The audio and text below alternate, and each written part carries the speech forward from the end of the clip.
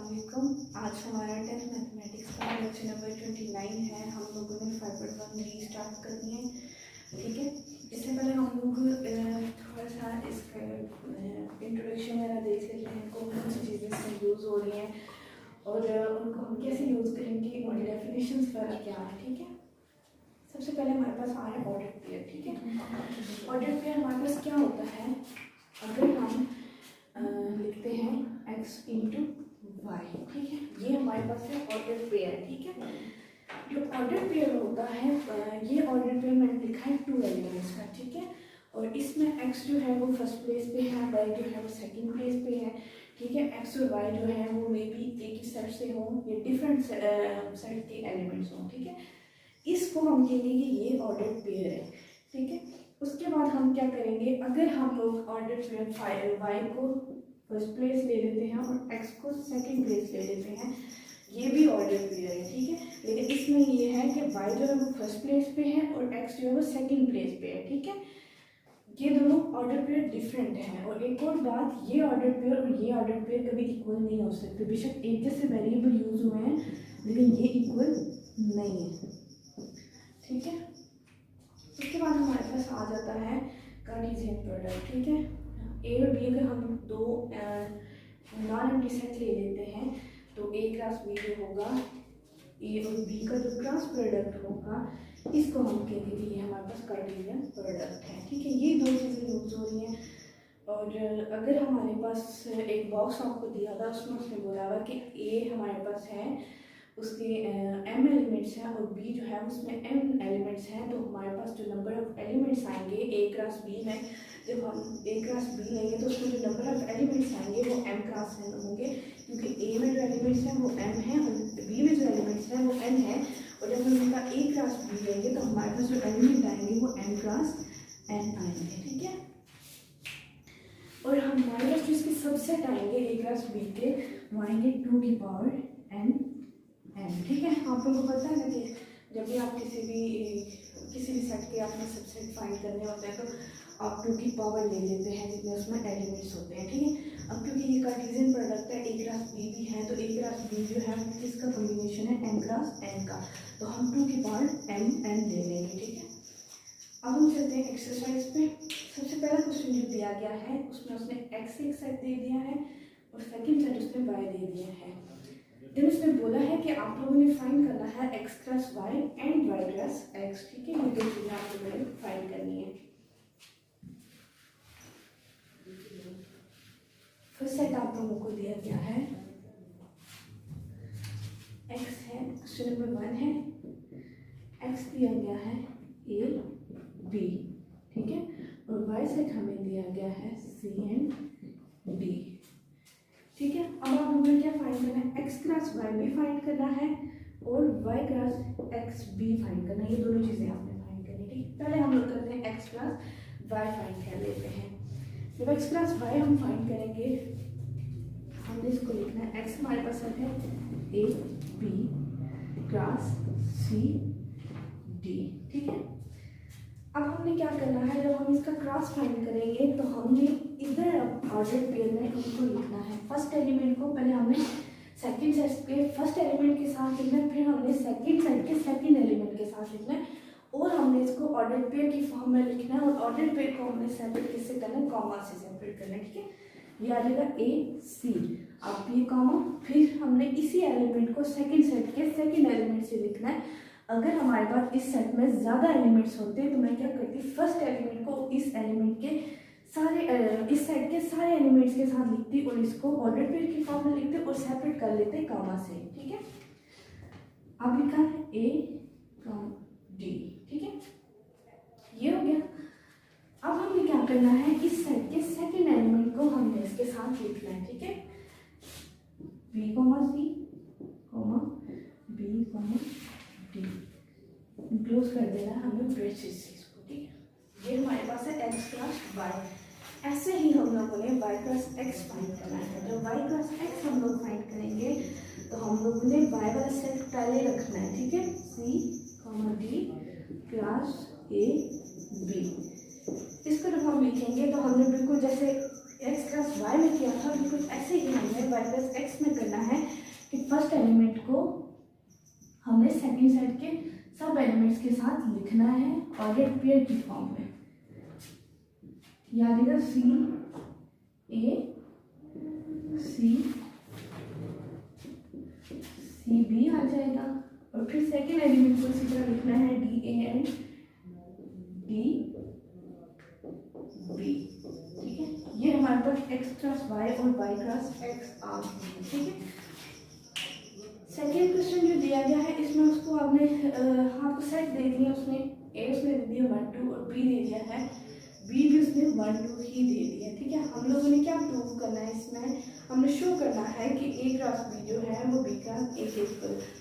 वैसे तो जनरली अगर सेट डिफरेंट होते हैं तो कभी भी इनका क्रॉस जो है वो इक्वल ना होता, लेकिन यहाँ उन्होंने जो सेट दे दिए हैं ए और बी बिल्कुल सेम सेट है, एक जैसे सेट है, जितने एलिमेंट्स ए में उतने बी में, और जो जो एलिमेंट्स ए सेट में दिए गए हैं वही एलिमेंट बी सेट में दिए गए हैं। ठीक है, तो फिर जब हम इनका क्रॉस प्रोडक्ट लेंगे तो दोनों का एक जैसा ही आएगा। ठीक है, क्वेश्चन नंबर 3 है, इसमें उसने ए और बी आपको दो सेट दे दिए हैं, आपको क्या फाइंड करना है, ए क्रॉस बी करना है, बी क्रॉस ए करना है, ए क्रॉस ए करना है, बी क्रॉस बी करना है। ठीक है, सबसे पहले आपने ए क्रॉस बी करना है, ए वाला सेट पहले लिखना है, उसका क्रॉस लेना है, बी वाले उसी तरह ऑर्डर पे की फॉर्म में आपने ऐसे लिख लेना है। फिर जब आप बी क्रॉस ए करेंगे तो बी वाला सेट पहले लिखेंगे, ए वाला बाद में लिखेंगे, और आप लोग उनका क्रॉस ले लेंगे। ए क्रॉस ए जब आप लोग करेंगे तो आपने दोनों सेट ए के ही लेने हैं, ए का ही आपने ए के साथ क्रॉस लेना है, फर्स्ट सेट भी आपने ए वाला लिखना है, उसका क्रॉस भी ए के साथ ही लेना है। जब बी क्रॉस बी लेंगे तो बिल्कुल वैसे ही आप लोगों ने क्या करना है कि बी वाला सेट ही लेना है, दोनों दफा उसी का आपस में क्रॉस ले लेना है। ठीक है, अब आपके पास आ गया क्वेश्चन नंबर 4। क्वेश्चन नंबर 4 में भी आपको उसने ए और बी सेट दे दी हैं, आपने क्या करना है, शो करना है A cross B not equal to B cross A. यहाँ ये A cross B cross A के इक्वल नहीं होगा, क्योंकि मैंने आपको स्टार्ट में बताया था कि अगर ऑर्डर पेयर में एलिमेंट्स की प्लेसेस भी चेंज हो जाती हैं तो ऑर्डर पेयर वो दोनों इक्वल नहीं होंगे। ठीक है, और यहाँ जो है यहाँ सेट ही डिफरेंट आ गए हैं, दोनों सेट डिफरेंट है, ए डिफरेंट है और बी के एलिमेंट्स डिफरेंट हैं। तो जब हम ए क्रॉस बी लेंगे तो हमारे पास जो नया सेट बनेगा जो ऑर्डर पेयर वाला वो हमारे पास डिफरेंट होगा। जब हम बी क्रॉस से लेंगे तो वो डिफरेंट होगा, तो वो दोनों सेट इक्वल नहीं होंगे। ठीक है, ऑर्डर पेयर भी डिफरेंट बनेंगे, उनकी एलिमेंट भी डिफरेंट होंगे। ठीक है, क्वेश्चन नंबर 5 दिया हुआ है, आपने क्या करना है, पी और क्यू की वैल्यू फाइंड करनी है।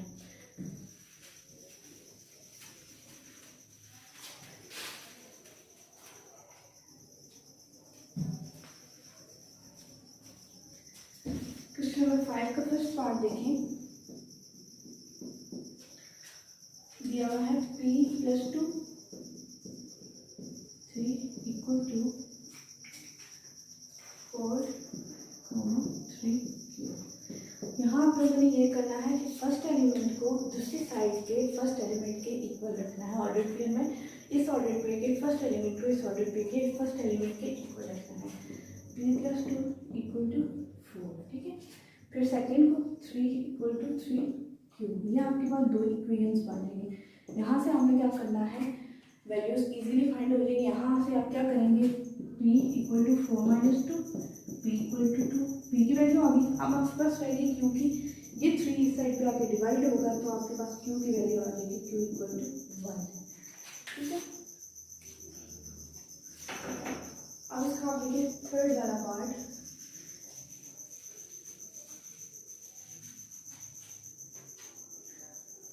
क्वेश्चन आपको दिया गया है p + 2q और 3 = 4 3p + 4q। ठीक है, अब आप इसी तरह लिख लेंगे ऑर्डर पेयर को, फर्स्ट ऑर्डर पेयर के फर्स्ट एलिमेंट को दूसरे ऑर्डर पेयर के फर्स्ट एलिमेंट के इक्वल लिख लिया। ये हमारे पास आ गई इक्वेशन 1। सेकेंड हमारे पास आ रही 3 = 3p + 4q। ठीक, अब यहाँ आप लोगों ने क्या करना है, सब्स्टिट्यूशन मेथड तो आपने पढ़ा होगा कि एक इक्वेशन से हम वैल्यू निकाल के दूसरी में पुट कर देते हैं। आपने यहाँ सब्स्टिट्यूशन मेथड यूज़ करना है। फर्स्ट इक्वेशन से आप p की वैल्यू ले लेते हैं, p = 4 - 2q, इसको भी इक्वेशन नंबर 3 का नाम दे दें। ठीक है, अब ये वैल्यू आपने सेकेंड, अब हमें क्या करना है, ये जो थर्ड इक्वेशन है यहाँ से हमारे पास p की वैल्यू आ गया, हमने सेकेंड इक्वेशन में वैल्यू सब्स्टिट्यूट कर देंगे, ठीक है। 3 equal to 3 into 4 minus 2 plus 4 cube, 3 equal to 6 cube plus 4 cube, 12 से देते हैं 3 minus 12 equal to minus 6 cube plus 4 cube, आपके पास आ जाएगा माइनस 2 क्यूब, और इस साइड पे आपके पास आ जाएगा -9, ठीक है। माइनस और माइनस कैंसिल हो गए, 9/2 इक्वल टू क्यू। हमारे पास क्यू की वैल्यू क्या आ गई 9/2। अब ये क्यू की वैल्यू हम लोग क्या करेंगे, इक्वेशन नंबर 3 में पुट करेंगे और हमारे पास पी की वैल्यू आ जाएगी, ठीक है। p equal to 4 minus 2 q, ठीक है। अब क्यू की वैल्यू हमारे पास 9/2, 4 माइनस 2 इंटू 9/2, ये 2 कैंसिल, 4 माइनस 9, ठीक है। p equal to -5। हमारे पास p की वैल्यू आ गई -5 और q की वैल्यू आ गई 9/2, ठीक।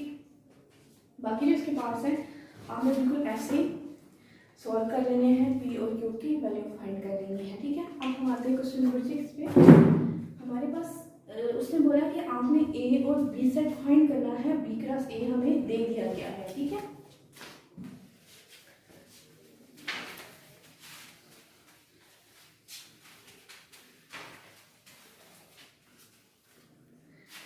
b क्रॉस a हमें दिया गया है नंबर 6, b क्रॉस a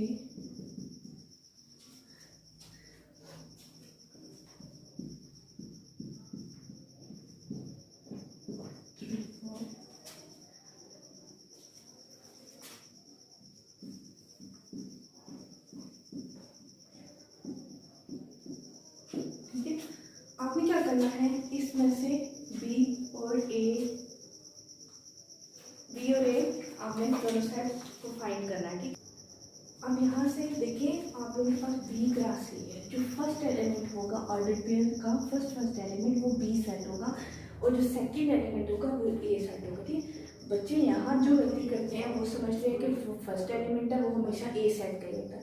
आपने इस चीज़ को देखना है कि हमने क्रॉस किसका लिया है, क्योंकि ये B क्रॉस A है तो फर्स्ट एलिमेंट B का होगा, क्योंकि B सेट को आप लोगों ने पहले रखा है, A को बाद में रखा है। अगर ये A क्रॉस B होता तो फर्स्ट एलिमेंट A सेट का होता और सेकंड हमारे पास B सेट का होता, लेकिन क्योंकि ये B क्रॉस A है तो फर्स्ट एलिमेंट हमारे पास B सेट का होगा।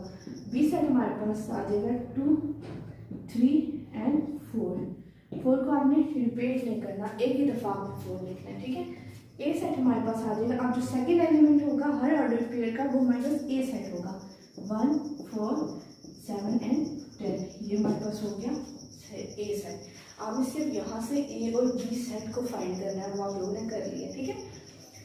लास्ट क्वेश्चन है, आपको A सेट दिया गया है, B भी दिया गया, आपने क्या करना है, A क्रॉस B फाइंड करना है, जो मेथड मैंने आपको बताया वही, और B क्रॉस A करना और स्टेट करना है नंबर ऑफ एलिमेंट्स को भी, ठीक है। A क्रॉस B और B क्रॉस A के नंबर ऑफ एलिमेंट्स को भी आपने स्टेट करना है। अब यहाँ एक बात, आप लोग ने जो नंबर ऑफ एलिमेंट सेट में लेने हैं वो पूरे एक ऑर्डर पेयर को एक एलिमेंट कंसीडर करना है। आपने ये नहीं देखना कि 2, 1 ये 2 एलिमेंट हो गए, नहीं, आपने इस पूरे ऑर्डर पेयर को एक एलिमेंट कंसीडर करना है। अगर इस साइड में देखो तो इसके 4 एलिमेंट्स हैं, क्योंकि पूरा एक ऑर्डर पेयर जो है वो एक एलिमेंट है, ये सेकंड एलिमेंट, ये थर्ड और ये फोर्थ। जब आप लोगों ने A क्रॉस B और B क्रॉस A के एलिमेंट फाइंड करने हैं, बिल्कुल ऐसे करना है, आपने पूरे ऑर्डर पेयर को एक एलिमेंट कंसीडर करना है, ठीक है।